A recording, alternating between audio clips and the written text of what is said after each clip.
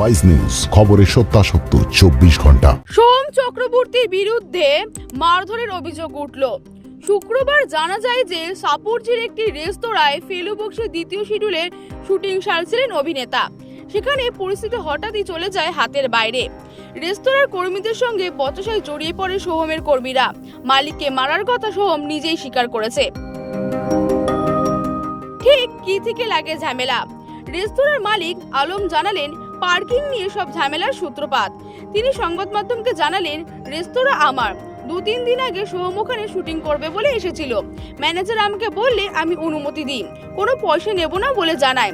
সেদিন সকালে এসে দেখলাম রেস্তোরাঁর সামনে ওদের গাড়ি ভর্তি।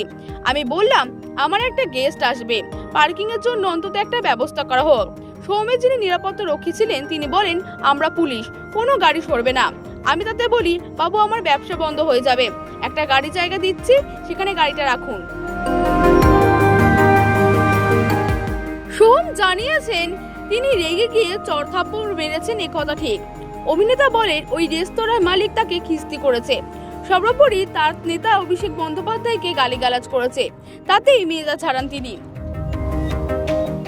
সোহম বলেন, দিনের শেষে আমিও মানুষ, তার প্রতিফলন হয়েছে। আমি যেটুকু দেখলাম, ওরা আমাদের স্টাফদের সঙ্গে মারামারি করছে, ধাক্কাধাক্কি করছে, অন ডিউটি পুলিশ অফিসারকে মেরেছে। এমন পরিস্থিতিতে আমি নিচে এসে জিজ্ঞাসা করি কি হয়েছে। মালিককে বলি, মালিক আমাকে খিস্তি করে। সর্বোপরি নেতা অভিষেক বন্দ্যোপাধ্যায়কে খিস্তি করেছে।